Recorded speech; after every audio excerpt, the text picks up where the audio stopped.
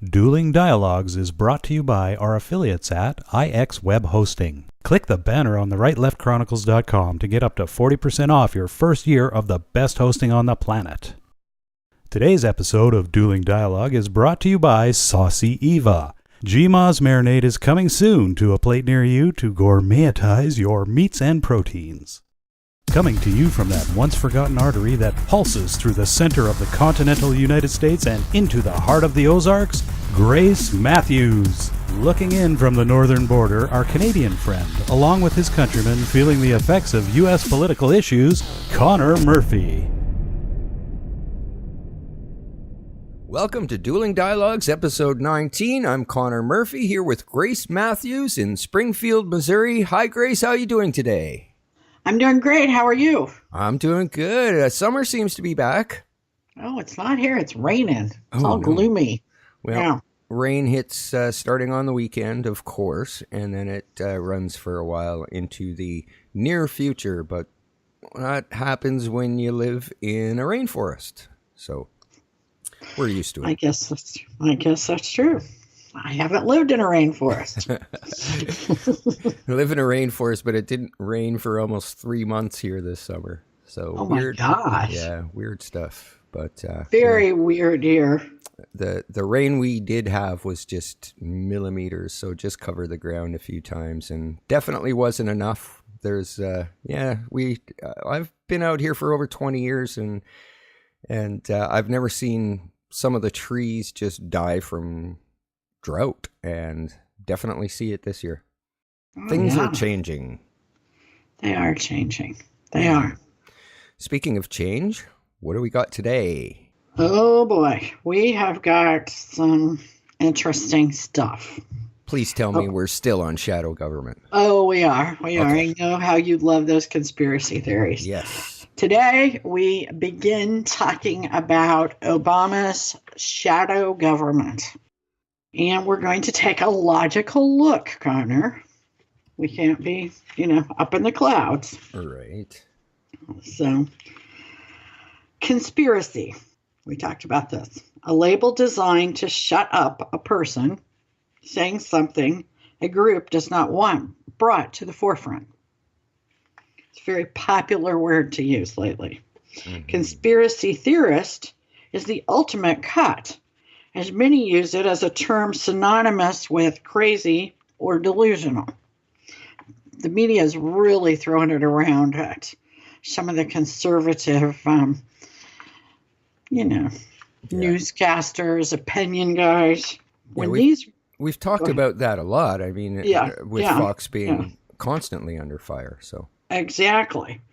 So when these words start spewing these days, I stand at attention because there's someone is saying something that is striking a nerve. You don't call somebody a conspiracy theorist unless they've got something. So call it what you want, conspiracy, crazy, whatever. When a sitting president turns over the keys to the White House to a new administration, generally speaking, he is turning over a full staff of career employees. Most are likely loyal to the outgoing president. Therefore, it is easy to surmise this allegiance to the former administration could relatively easily be exploited. Fortunately, in the past, outgoing presidents have left D.C. and made a new life outside of politics. Prior to Barack Obama, only one outgoing president made their post-term home in D.C., and that was Woodrow Wilson. In the wake of his stroke he experienced during his term, he stayed to continue his health care with the doctors familiar with his illness. He died less than 3 years after leaving office. In Wilson's case, he certainly did not call into play the loyalty of his former administration's government. By design, one of the most important characteristics of our civilized republic is the peaceful surrender and exchange of power from one administration to the other, regardless of the party. Many dub this as the core to our democracy. For more than 200 years, This has remained an important part of our national stability, both practically and symbolically. The first peaceful passing of power was by John Adams to Thomas Jefferson. Today, many are questioning whether this long traditional cornerstone of the U.S. government has been destabilized. Ironically, a quote by Thomas Jefferson defines the force behind today's topic, and for that matter, many topics. Jefferson said, "If you ever find yourself environed with difficulties and perplexing circumstances out of which you are at a loss, how to extricate yourself, do what is right, and be assured that that will extricate you. The best out of the worst situations, though you cannot see when you fetch one step what will be next. Yet follow truth, justice, and plain dealing, and never fear they're leading you out of the labyrinth in the easiest manner possible." Simply said, we must follow the truth or facts, which is not to say they cannot or will not be met with obstacles or even outliers, but it is the only rational path to ascertaining with a reasonable conclusive certainty. Did President Obama peacefully and without overt prejudice or covert control of remaining staff cede the presidency to Donald Trump? Let's take Thomas Jefferson's advice. What facts or truth can we identify? Obama purchased a massive $8 million home 2 miles from the White House in D.C. His top advisor, Valerie Jarrett, now lives with the family. Currently, the grounds are being fortified with a tall brick wall. According to the New York Post, an office funded by tax dollars is being built near the house for his chief of staff, press secretary, along with an office for Michelle Obama and the Obama Foundation. On its own, this is compelling. And although it is decisively the perfect shelter for obscurity, we need more facts. Okay, his DC properties can translate into the perfect command center. But hey, it's a big country. And a command center is nothing without someone to command. There are plenty of people out there that have spent the last decade or so arguing that Obama didn't possess an ounce of business experience. He was nothing more than a neighborhood organizer, and I'm adding sometimes college lecturer. One of the most dangerous faults of human beings is assumption that concludes in an underestimation. It's like getting caught with your panties down and realizing later you were out of your mind, but everyone present was completely lucid. The idea sounds as if I've digressed, but like my Canadian friend Connor, I'll apologize, even though there really isn't a need. Sorry. Oh, no. I knew I would get a little sorry, it's catchy. Yes. Sorry, it's catchy. Yes. You see, all these little neighborhood groups were kept in place by Soros and the Obama machine. During his presidency, Obama has 250 satellite offices scattered around the nation. The OFA, or Organizing for Action, is a nonprofit 401c4. There isn't even any secrecy here. The organization's mission is clearly stated. They are advocates for the agenda of former U.S. President Obama. This must have been a well-thought post-election plan by the Obamas. According to Wikipedia, Jim Messina, Obama's former 2012 campaign manager, and First Lady Michelle Obama announced the formation of the OFA on January 18th, 2013, after his last election. John Carson even left the White House administration to become executive director, and longtime advisor, consultant, and former chief of staff David Axelrod serves as a consultant. Organizing for Action took over Organizing for America to operate free of the DNC, the Democratic National Committee. The group trains activists and even has a manual. Activists are taught to disrupt any event held by Republican lawmakers or pro-Trump events.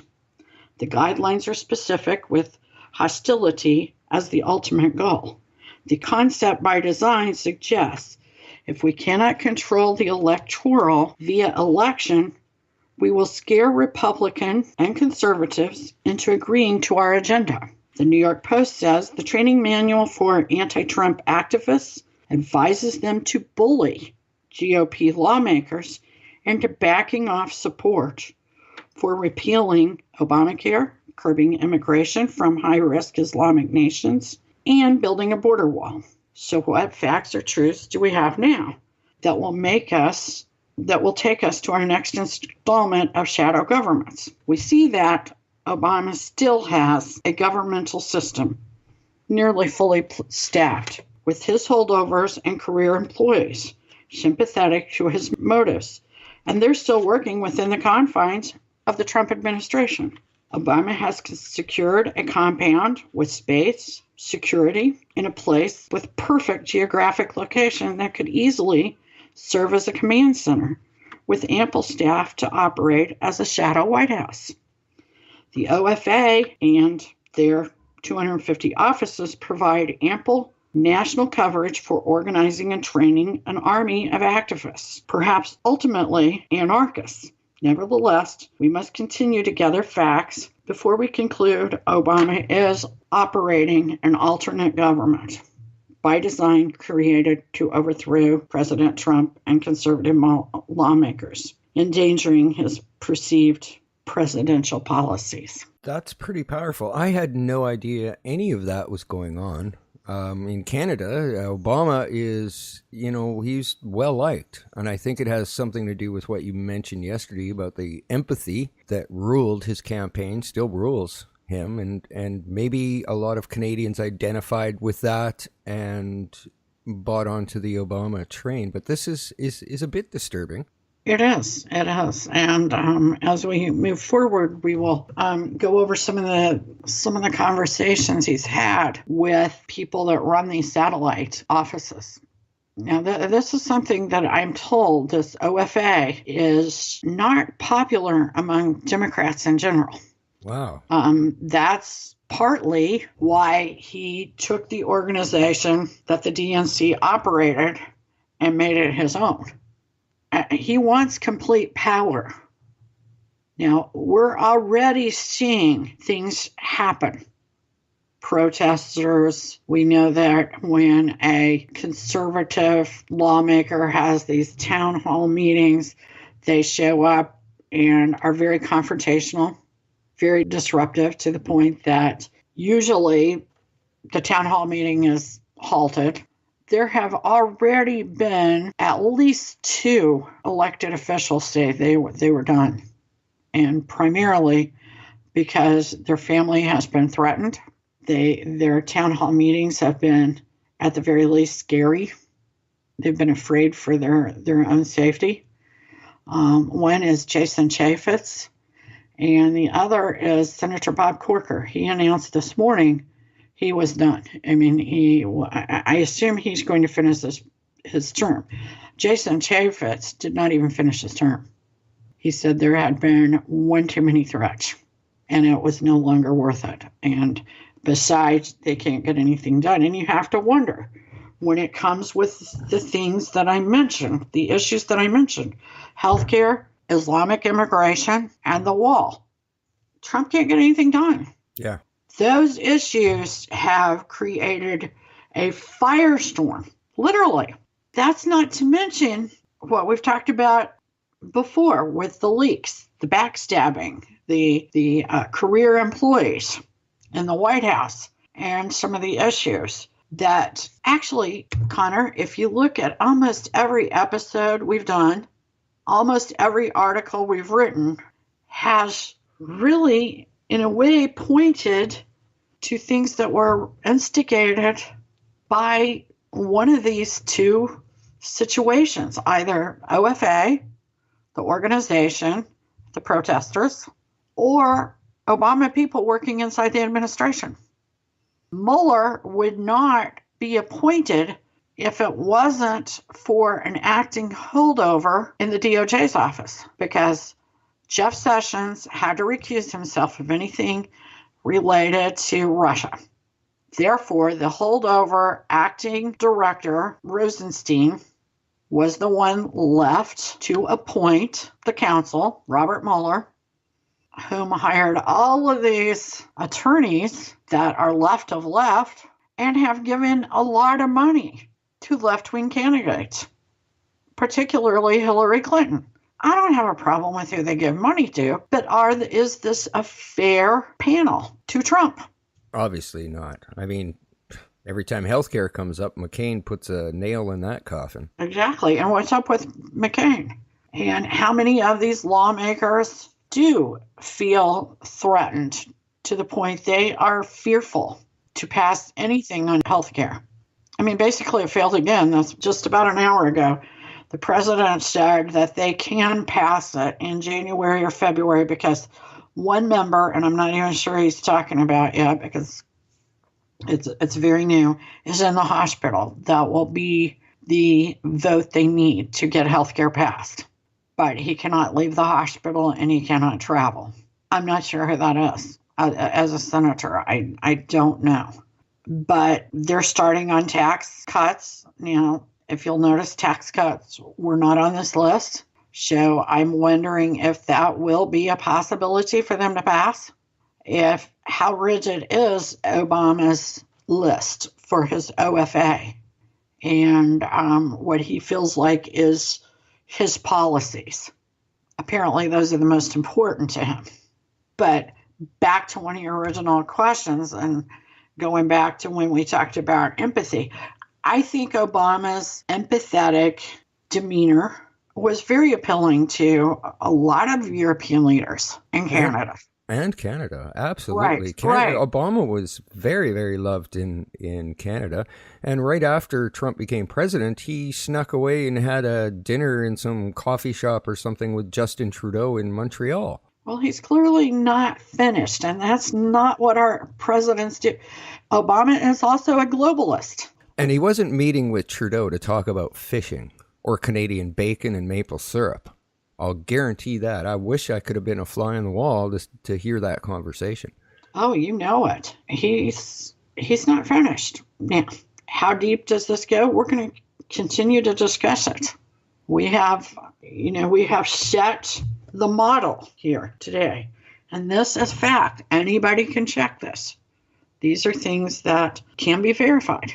Holdovers are always in a government. Right. But most of the, President Bush, he went back to Texas, started painting, and Bill Clinton went to New York, tried to get his wife elected. I mean, I don't know, had some very interesting parties, I've heard.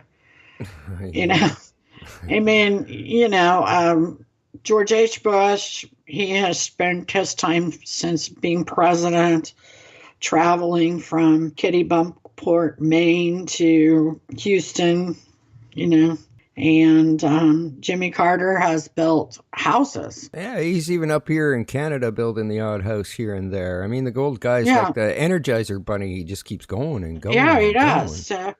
But he's doing good, Yeah, he is. Yeah, and he's making a difference. He's changing lives. Yeah, he is, and he's had a lot of health scares. Right. Well, he's ancient. And he every now and then will interject something into politics, but he's certainly not ever tried to run some sort of alternate government or, try to form a coup. Exactly. I think sometimes we think that we're too modernized, we're too clever for things like this to happen. And yet they are. And I bet every society that it has happened in believed the same thing. And making assumptions is very dangerous. It's dangerous personally, but it's also dangerous for countries and politics. But these aren't assumptions. These are facts you're talking about today. Oh, what I'm telling you today are facts. That's not even something I'm surmising. I didn't surmise one thing today. Right. These are things that are already in place, and they're not hidden. They're not hidden. That's the one thing about Obama had an attitude, an entitlement attitude. And I don't mean like the same as entitlement for social services. there is a certain air about him that believes that what he wants to do should happen. And we've all met people like that. They weren't all president. Mm-hmm. And he believes that if he passed certain policy, it should stay that way. His legacy is very, very important to him. And I'm sure it's important to all presidents, but it was maybe more, or I shouldn't say was, it is more important to him than other presidents. I don't know why. Yeah, I'm pulling up a loss here too. I'm not sure at all. Other than power. Yeah. It's always back to power. Power and legacy. Yeah. And these guys really, there are certain leaders that it is so important to them. It's really hard for me to understand. I mean, I can understand it in my head, but in my heart, I can't imagine what steps they would take to secure that power. I mean, it's kind of like Hilary. What's driving her is power. Right. The need for power. Yeah, for sure. So I see it in both of these people. And for me, it's easier to believe the Clintons are behind a shadow government than Obama.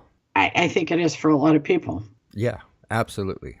But this looks well planned. Like I said, for him to have organized in 2013 this group, he needed it to be in place when his presidency was over. That was 4 years before he would have left the presidency. 4 years exactly.